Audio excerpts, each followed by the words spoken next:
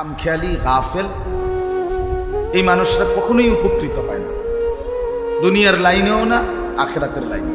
দুনিয়াতেও যারা সফল ব্যবসায়ী, বড় দুনিয়ার লাইনে যারা বড় মানুষের কাছে, তারাও আপনার মেহনত পরিশ্রমী, এবার বৈধ হোক আর অবৈধ হোক, কিন্তু মেহনত করে সে। চিটারির রাস্তায়ও হে খুব মেহনত করে, বুঝেন নাই? মানে যেটাই হোক, বৈধ অবৈধ পরের কথা, আগে মেহনত ঠকায় না, পরিশ্রম ঠকায় না, গাফেল ঠকে যায়, বঞ্চিত। এই জন্য হালাল হারাম তো পার্থক্য করতেই হবে, সেটা তো শরঈ বিষয়। কিন্তু যে লাইনে আন্তরিক পরিশ্রম মেহনতি, ধীরে ধীরে তার ওই বিষয়ে সফলতা আসে। তো চুরির উপরে দীর্ঘদিন মেহনত করার কারণে সে এখন 2 আঙ্গুলের ফাঁকে আপনার, আমি ওই দিন এবার রমজানের এতেকাফে আমরা একজন চোর দেখছি, কথা বুঝছেন? তো এই চোরের পকেটে আপনার এরকম একটা ব্লেড দেখছি আমরা, এত পাতলা অপারেশনের ব্লেড, এটা চিকন ছোট্ট এতটুকু, এটা এই স্বাভাবিক 2 আঙ্গুলের মাঝখানে রাইখাই সে চলার পথেই পাবে, মানে কোনোভাবেই বুঝার কোনো সিস্টেম নেই যে আঙ্গুলের ফাঁকে থাকে, এদিক দিয়েও দেখা যাবে না, এদিক দিয়েও দেখা যাবে না, এত সূক্ষ্ম। সেইটা দিয়া পকেট কাটে কিভাবে নেয় কেন, তার এটা দীর্ঘদিনের প্র্যাকটিস। তাহলে এই জন্য বললাম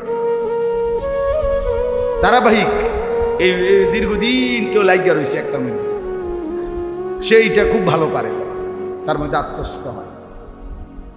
আমরাও যদি আল্লাহর কথা আখিরাতের ফিকিরে আন্তরিকতা নিয়ে মনোযোগ দিয়ে শুনি বারবার বারবার, ইনশাআল্লাহ প্রত্যেকের জীবন আখিরাতের দিকে অবশ্যই বাড়বে, ঈমান আমলের নূর আসবে।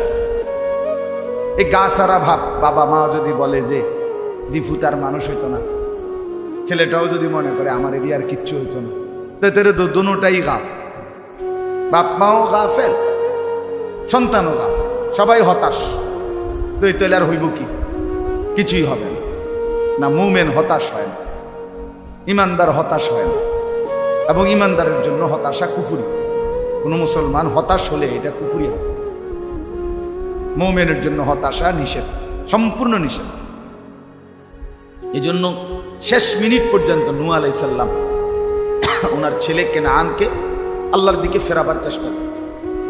শেষ নৌকা ছেড়ে দিচ্ছে, পানি চলে আসছে, তখনও বলছে ইয়া বুনাইয়া ইরকাম মা'ানা, হে আমার প্রিয় সন্তান, এখনো সুযোগ আছে, নৌকায় উঠো, ঈমান আনো। টানাটানি করছে ছেলেটাকে। আল্লাহ কোরআনে বলেন ওয়াহালা বাইনাহুমাল মাউজু ফাকানা মিনাল মুগরাকিন, সর্বশেষ বাপ পুতের মাঝখানে আল্লাহর পক্ষ থেকে একটা ঢেউ ধাক্কা দিল, এক ধাক্কায় ঢেউয়ের তারা 2 জন পৃথক হয়ে গেল, ছেলেটা ডুবে গেল। তো তখনও নূহ আলাইহিস সালাম কোরআনে আছে সূরা হুদে, যখন ছেলেটা হাতছাড়া হয়ে গেছে, ডুবে যাইতেছে, তখনও নূহ আলাইহিস সালাম হাল ছাড়ে নাই। এবার আল্লাহর কাছে হাত তুলছে, দোয়া করছে আসমানে আল্লাহর দিকে, আল্লাহকে বলছে ইন্না ইবনি মিন আহলি, আল্লাহ আমার সন্তান, আমার বংশধর। এর দূরে বলছে আল্লাহ মাফ করে দেন, ছেড়ে দেন, বাঁচায় দেন, কিছুই বলেন, কারণ বলছে ইন্না ওয়াদাকাল হক, আপনার ওয়াদাই সত্য, আপনি যেটা ফয়সালা দিয়েছেন, আনতা আহকামুল হাকিমিন, আপনি সর্বোত্তম বিচারক। বাকি আমার ছেলে, আমার সন্তান, আমার কলিজা মন মানে না, এই জন্যই বললাম না। তো তখন আল্লাহ তাআলা নিষেধ করছে ইন্নাহু ইয়া নূহ ইন্নাহু লাইসা মিন আহলিক। ওই ছেলেটাকে বাংলা বুঝায় বলেন, ওই ছেলেকে বুঝায় বলেন, কেউ কি বোঝেন নাই কথাটা? ইয়া নূহ ইন্নাহু লাইসা মিন আহলিক, হে নূহ, নিশ্চয়ই এটা তোমার সন্তান নয়। ইন্নাহু আমালুন গায়রু সালিহ, এটা বেআমল সন্তান, আর এটা তোমার সন্তান হইতে পারে না, নাফরমান মুমিনের সন্তান নয়। ফালা তাসআলনি, এই যে কোরআনের আয়াত, তুমি আর চেয়েও না, সাবধান, তার ব্যাপারে আর বলবা। তখন নূহ আলাইহিস সালাম হাত নামাইছে, ওয়াহি, মানে ডাইরেক্ট ওয়াহি আসছে। এখন আমাদের মা বাপদের কাছে ওয়াহি আসছে যে আমনের ফুতে আর মানুষ হইতো না, জিবরাইল এসে বলে গেছে, তো তাইলে এবারে নিজে নিজে মনে 200 বার কইছি হুজুর, এরপরও আর নামাজ রোজা করে না, যখন আর হইতো না। উনি সমাধান দিয়ে দিচ্ছে, সিদ্ধান্ত নিয়ে নিছে যে আর হইতো। তো এটা আপনার কাছে কোন মানে ফেরেস্তা বলছে? জিবরাইল আছে না, অন্য কোনো ফেরেস্তা আইছে না? কে বলে গেছে আপনার এটা যে আর হইতো না? হতাশা। ইয়াকুব আলাইহিস সালাম ওনার ছেলে ইউসুফ আলাইহিস সালামকে হারাইয়ে ফেলার পরে ছোটবেলায় 40 বছর পরেও ওনার ছেলে 10 জন যখন মিশরে খাদ্য কিনতে গেছে দুর্ভিক্ষের সময়, তখন ইয়াকুব আলাইহিস সালাম ছেলেদেরকে 3 বার গেছে, ওনার ছেলেরা 10 জন ছেলে খাবার কেনার জন্য অভাবের সময়। তখন 3 বারই উনি বলছে আমার ছেলেটাকে তালাশ করো মিশরের বাজারে, মিশরে। অথচ 40 বছর পরের ঘটনা, হারায় গেছে যাই যে 40 বছর, কিন্তু 40 বছর পরেও উনি বলছেন আমার ছেলেকে তালাশ করো। 3য় ছেলেরা বলছে আপনি যে একটা কথা কন, প্রত্যেকবারে একটা বুঝে শুনে কন, প্রত্যেকবারে কথা এটা কন। বললাম যে আজ 40 বছর হয়ে গেছে, এই ছেলে ফিরে নাই, আমরা বললাম বাগে খাইয়া বলছে আপনি ফরো কন, আপনার কথা আপনি এটাই কন। আবার এই যে 2 বার গেলাম পাইলাম না, তো এখন আবার বলতেছেন। তো কোরআনে আছে ইয়াকুব আলাইহিস সালাম বলছে ইয়া বানি ইয়াযহাবু, হে আমার প্রিয় সন্তানরা যাও মিশরে যাও, ওয়া তাহাসসু, আবারও তালাশ করো আমার ছেলেটাকে, ওয়ালা তাইআসু, এই কথাটা বলার জন্য ওইখানে আছে। ইয়াকুব আলাইহিস সালাম 40 বছর পরেও বলতেছে, কোন বর্ণনায় আছে 80 বছর, সরাসরি তাফসীর ইবনে কাসিরে আছে, 2টা riwayat, হয় 40 বছর অথবা 80 বছর হচ্ছে ওয়ালা তাইআসু। এ তখন বলছে সন্তানেরা নিরাশ হইও না, হতাশ হইও না, ইন্নাহু লা ইয়াইআসু মির রাউহিল্লাহি ইল্লাল কওমুল কাফিরুন। ইয়াকুব আলাইহিস সালাম বলে নিশ্চয়ই আল্লাহর রহমত থেকে নিরাশ হতে পারে সে কাফের সম্প্রদায়। যে কে বলেন না? তাহলে কি বোঝা গেল? আল্লাহর রহমত থেকে মুমিন কি হইতে পারে না? হোক 80 বছর, হোক কত বছর, 80 বছর পরেও নিরাশ হইতে নিষেধ করছে। তাহলে আপনি 80 বার না কইতেই হাল ছেড়ে দিলেন। এই জন্য দায়ী হতাশ হয় না। আল্লাহর পথে যারা দাওয়াত ও তাবলীগের মেহনত করে ওরা হতাশ হয় না। যদি সত্যিকার সে দায়ী, সে নিরাশ হয় না, সে বলতেই থাকে, বলতেই থাকে, বলতেই থাকে। সাংঘাতিক। আমি আলহামদুলিল্লাহ দাওয়াত ও তাবলীগের কিছু সাথীর সাথে তো ঘনিষ্ঠতা আছে, ওনাদেরকেও দেখছি আমি, এই যে লাইগা আছে, লাইগাই আছে। আমি তো 9-10 বছর ধরেই দেখতেছি যে উনি সবসময় প্রত্যাখ্যান করে, কিন্তু ওনারা বারবার তার কাছে যায়। আমি একবার যাত্রাবাড়ি আপনার 3 দিনের জামাতে গেছিলাম, তো আসরের পরে উমুমি গাছতে আমার এই কথা বলতে দায়িত্ব দিছে। তো রাহবার যখন এক দোকানের সামনে নিয়ে গেছে, সালাম দিচ্ছে, আর এই দোকানদার ভিতরের থেকে সাথে সাথে আচ্ছা জোর যান, চেষ্টা করুন। কি চেষ্টা করবো? আমি কোনো কথাই বলছি না, বুঝেন না কথাটা? আমি তো কোনো তারে কিছুই কই নাই, এতে আগের থেকেই কয় যান, কি করবো চেষ্টা। তার মানে হইতে জানে যে হুজুর দাওয়াত দিব, মসজিদে যাইতে কইব, আর হইতে কইব চেষ্টা করবো, এটা কইয়া ফার করে তাতে বাবুরে কি দরকার, শুনুনের দরকার নাই, এটা বুঝছি তো কথাই নই। তাইলে এর পরেও সাথীরা বারবার তার কাছে যাইতে থাকছে। ফাজাইলে হজ কিতাবের মধ্যে আছে,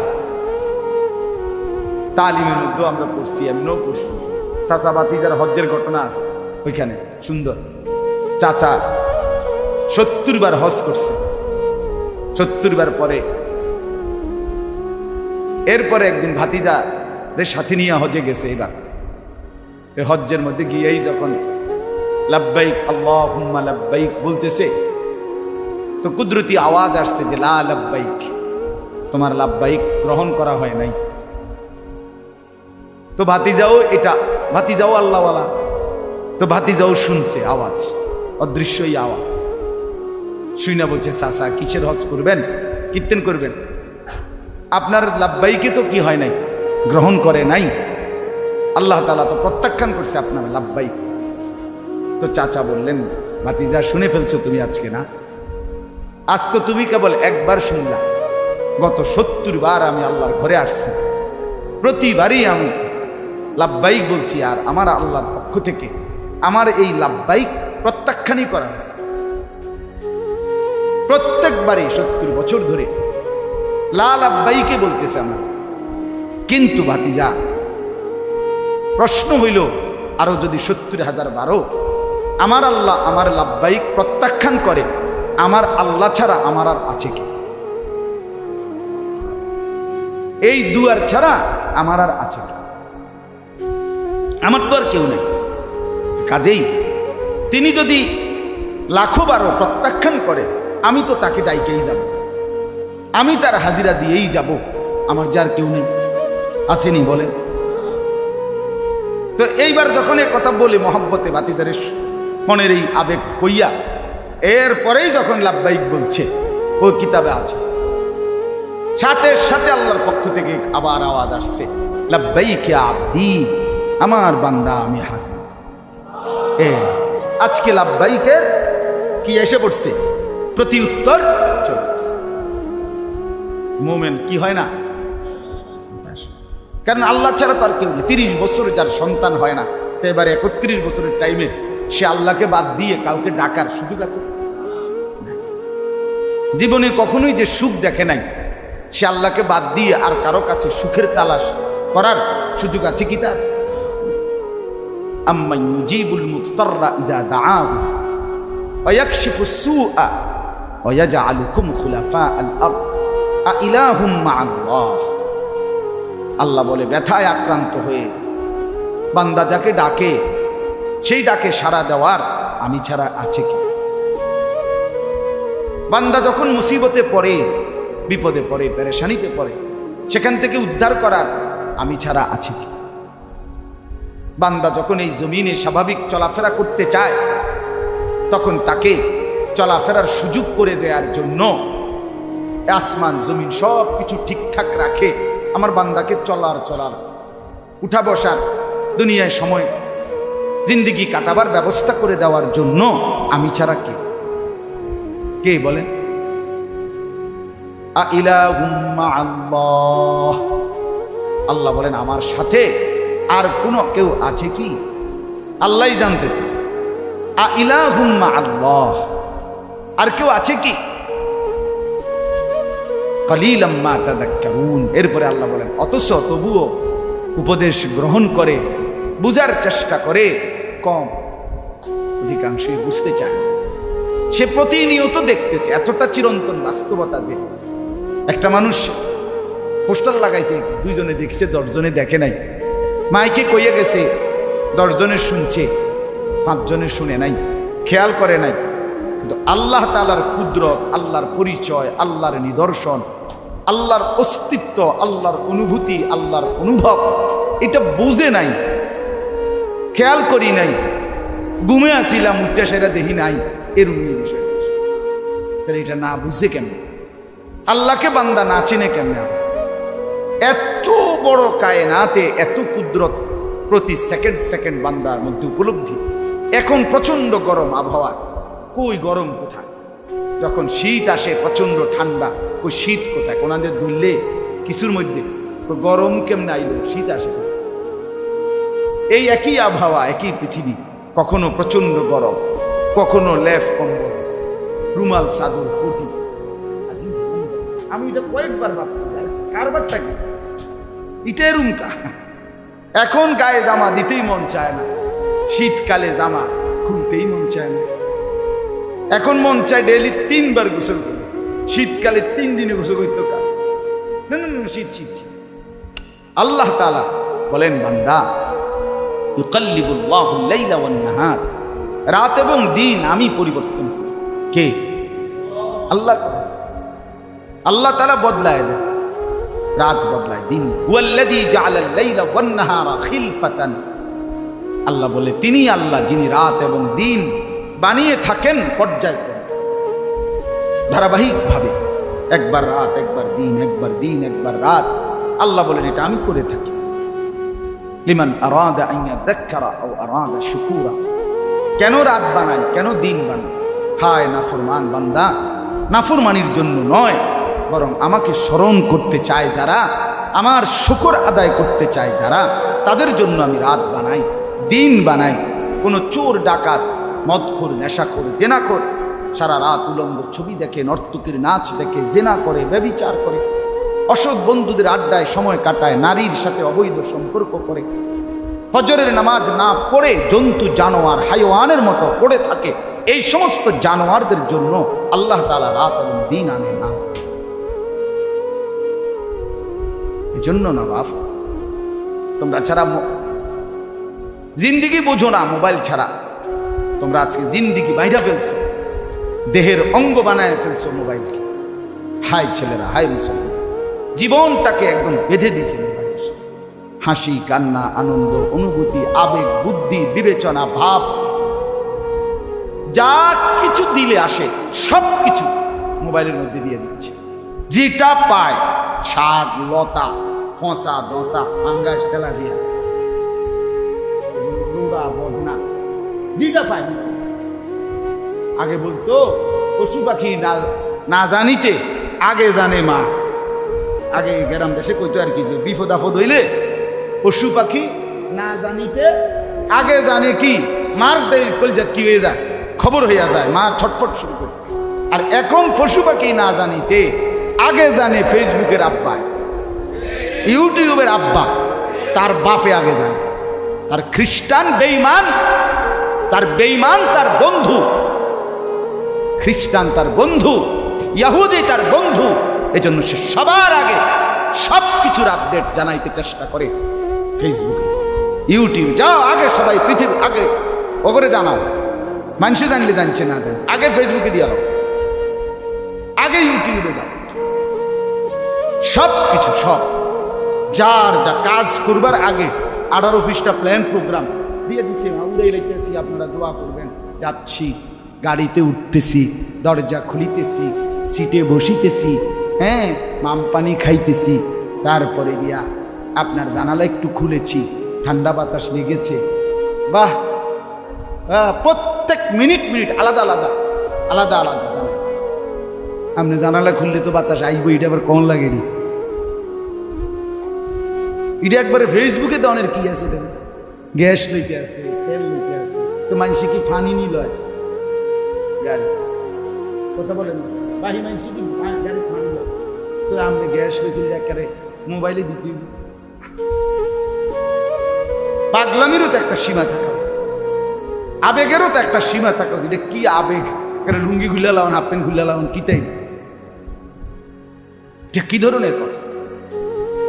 আল্লাহ আমাদেরকে মাফ করে দেন।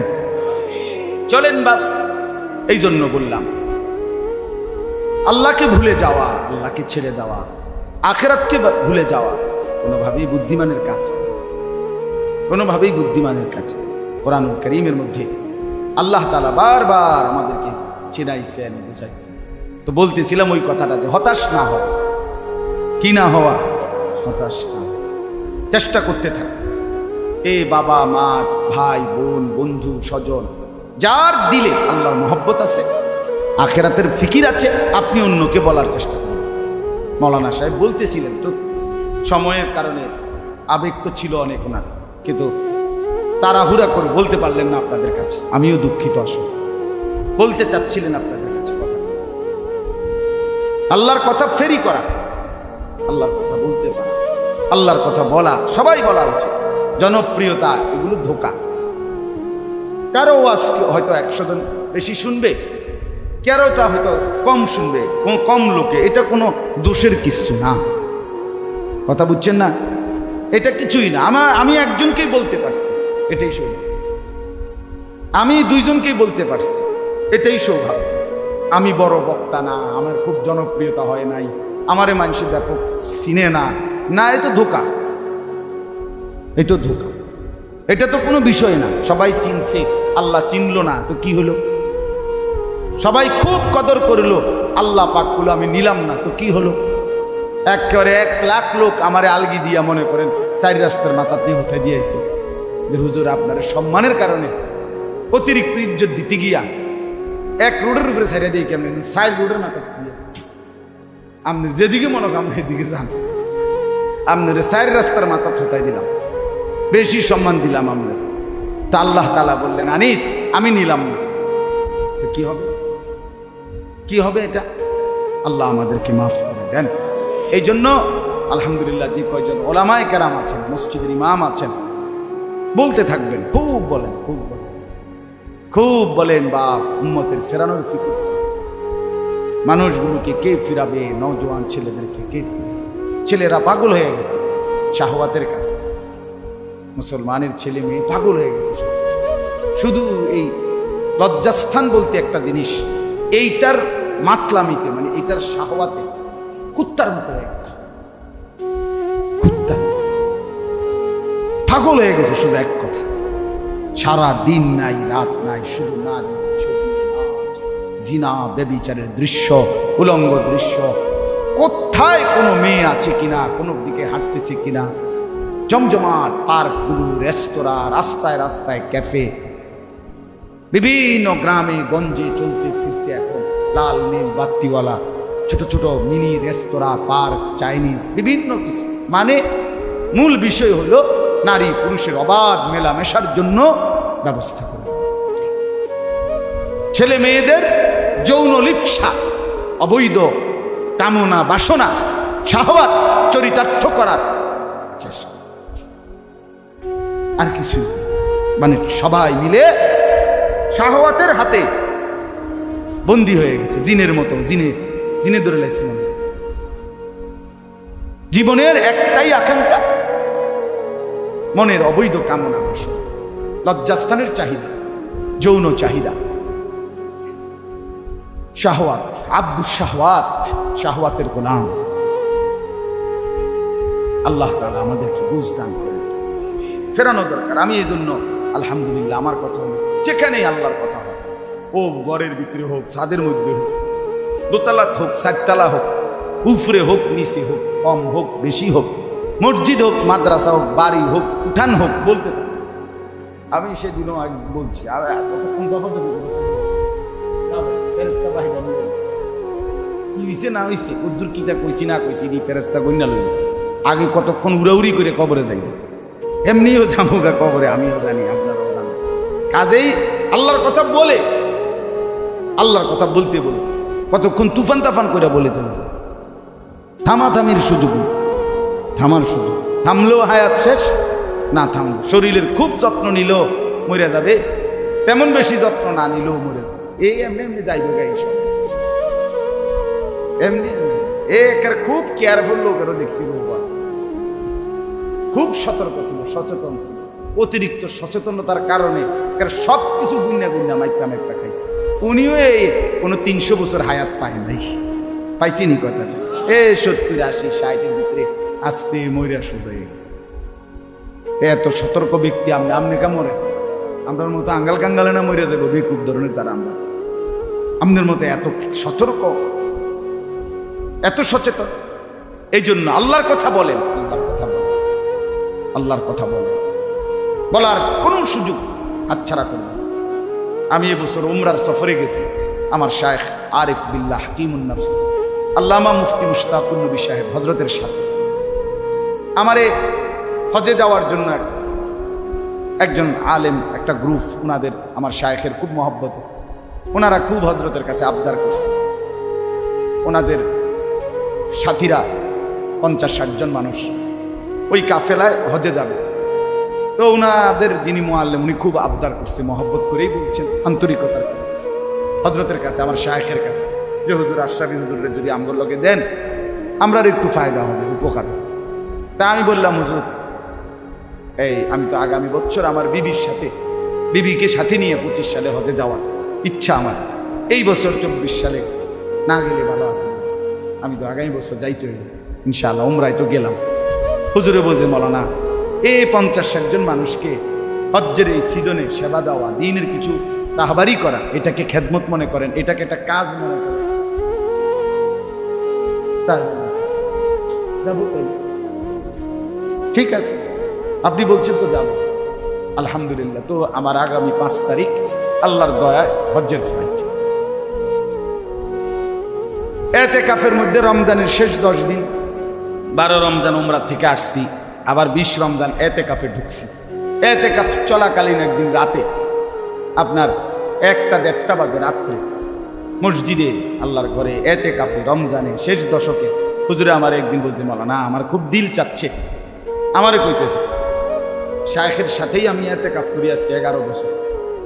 তো এই বছরও আলহামদুলিল্লাহ আমাদের প্রায় 1200-1300 লোক এতেকাফ আমাদের সাথে করছে। ওই যে আসেন আমার মাদ্রাসার শিক্ষক, তো আপনাদেরই এলাকার।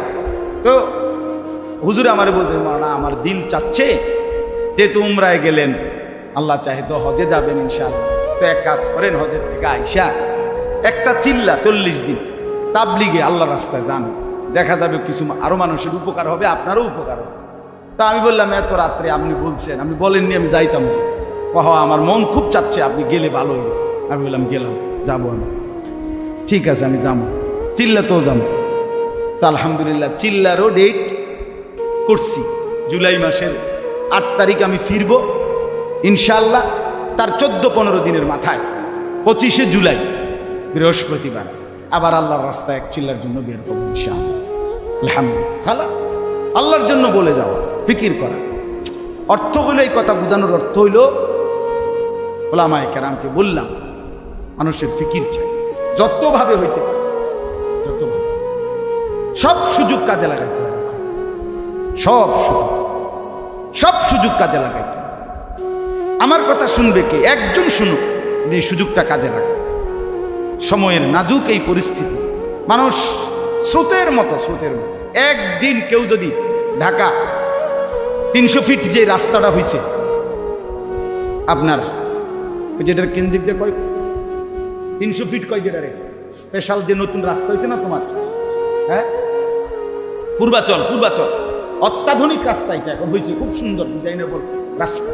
এটাতে বিকাল বেলা কেউ যদি 1টা ঘন্টা দাঁড়ায় শুধু দেখে এক নজর, মুসলমানের এই পৃথিবীতে, এই দেশে ছেলে মেয়েদের মোটর সাইকেল আর গাড়ির কি পরিমাণ ছুটাছুটি, কি পরিমাণ হালাত, হায় গুনাহ, একদম ফ্যাশনেবল গুনাহ, অশ্লীলতা, বেহায়াপনা, কারো দিলে খবর নাই কার মেয়ে কার ছেলে ঘুরছে মোটর সাইকেলের পিছনে সারা রাত। আপনার ঢাকার এই যাত্রাবাড়ির এই পাশ থেকে নিয়ে পদ্মার পার পর্যন্ত, পদ্মা সেতুরে ওইখান থেকে আবার এই পার ফাঁ করে ছাড়ে, আবার এক টানে এসে এমন রাস্তা, এলিভেটেড রাস্তা, মানে এটার ডানে বামে নাই,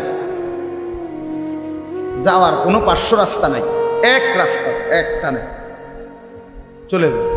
অর্থাৎ যুবক যুবতী, ছেলে মেয়ে মোটর সাইকেলে ঘুরছে, মোটর সাইকেল, বাবার সন্তান, কোটিপতি বাবার সন্তান। আমার কাছেও তো কাঁদছে বাবা, এমন বাপ, 2 জন বাপ, যারা বহুদূর, আমার 4টা গাড়ি প্রাইভেট কার, এক ভদ্রলোক, আমার ছেলে একটা গাড়িও সে ব্যবহার করে না, সে প্রাইভেট কারে চলবে না, তার প্রতি মাসে 15 দিনে মোটর সাইকেলের ডিজাইন মডেল বদলায়, আর শুধু মোটর সাইকেল। এটা কি নেশা, এটা কি পাগলামি বলে? এই প্রজন্ম কোথায় যাবে? নিজেদেরকে কি বুঝাইতে চাচ্ছে? নিজের জীবনের মায়া না করে এইভাবে কুত্তার মতো এত দ্রুত মোটর সাইকেল নিয়ে ফাঁ করে ছুটা, এটা এই পাগলের, মানে এটা কোন ধরনের পাগলামি? তুমি নিজেই কাভার্ড ভ্যানে, লরিতে, ট্রাকে চাপা পড়বা, ঢুকা যাইবা। এই সেদিনও আমাদের ওই আপনার আলেখারচর বিশ্ব রোডের পরে একটা স্টিল মিল আছে বিশাল, কুমিল্লা, আপনার কুমিল্লা ক্যান্টনমেন্টের পরে মোটর সাইকেল ছাড়ছে ফাঁ করে খোলা, ওইখানের কাছে গিয়ে লরি, লম্বা লরি দিয়েছে না রাস্তা, লরি বুঝেন, যেটি দিয়া আপনার কার্গো, হ্যাঁ মালের ইয়া টানে, বক্স, এডি বড় বড় লম্বা 18 চাক্কা 20 চাক্কাওয়ালা যে গাড়ি, সাফের মতো লম্বা, এগুলো এই ভিতরে ঢুকে গেছে, খালাস শেষ। তো কে মরল? তুই মরলি বেটা। পৃথিবীর তো কিচ্ছুই হয় নাই, সূর্য আগের মতো আগের টাইমে ডুবছে, শনিবার আগের মতোই রবিবার হয়ে গেছে, তোমার জন্য তো কিছুই থামলো না। থামলো কিছু বলেন তো? তুমি কামড়া করলা কি? নিজের হাত ভাঙ্গা লাইলা, নিজের পাও ভাঙ্গা লাইলা, নিজের এভাবে শেষ করে দিলা। বিনিময়ে পৃথিবীর কি হইল?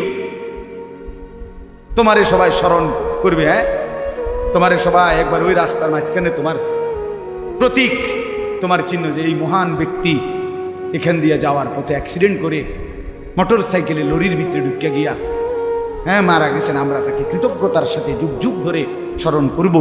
এরকম তোমার কীর্ত স্মরণ করবো। কাম রয়েছে মানুষের আর কাম নাই বলে?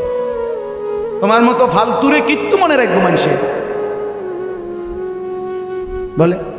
তোমরা যারা ছেলেরা চুল, এই বিশ্রী বিকট চুল, ইবলিসের মতো, শয়তানের মতো, কাফেরের মতো, মুশরিকের চুল যারা রাখো, তোমাদেরকে কেউ মনে রাখবে না। প্রিয় বন্ধু, মনে রাখবে কেউ না কেউ। সমবয়সী বন্ধুরাও তুমি মরে যাইয়ে দেখো, 15 দিন পরে তোমার খবর আর কেউ নিবে। তোমার ফাওড়া ভাঙ্গা দেখো, কারো চোখে পানি আসবে না। সবাই বলবে একটু সেফে চলতাম, আহা একটু সতর্ক হয়ে চলতা, কি করলাম, সরি সরি, হ্যাঁ আচ্ছা দেখ একটু কাজ আছে তো আসি, কেমন ভালো থাকে। ঠ্যাং ভেঙে লাইছে বেকুব। কি কইলি বেটা? বেটা ঠ্যাং ভাঙ্গা, বেটার একটা ভালো থাকিস। বেটা আর ভালো থাকবে কেমন? বেটা তো ভাঙ্গায়। বলেন সে আর ভালো থাকবে কিভাবে? তার জীবনটা তো পঙ্গু হয়ে গেল। তাহলে এই জন্য বন্ধুরা সব ধোকা, সমবয়সী ধোকা, দুনিয়া ধোকা, দুনিয়ার এই মোহমায়া এই ধোকা, নারীর সৌন্দর্য ধোকা, নারীর হাসি ধোকা, নর্তকীর হাসি ধোকা, অভিনয়, সে নিজেই তো অভিনেতা, সে তো নিজেই বলে আমি অভিনয় করছি। কথা বলেন না কেন? বলো ছেলেরা, বলো মিয়া। নাটকের নায়ক নায়িকা, সিনেমার নায়ক নায়িকা, টিকটকের ছেলে মেয়ে কিংবা মোবাইলের ওই ওরা তো বলছেই আমি অভিনয় করছি। অভিনয়, অভিনয় তো আসল হইতে পারে না, অভিনয় তো ধোকা, ধোকা, ধোকা। তুমি কেন ধোকা খাইলা? সে তো ধোকা দেয় নাই, সে তো বলে নাই আসল। ধোকা দিত তখন না বেড়া, ওই কি ধোকা দিছে আপনারে? অত না, অত বলছে আমি অভিনয় করছি, তুমি না ধোকা খাইছো। সে ধোকা দিল কই?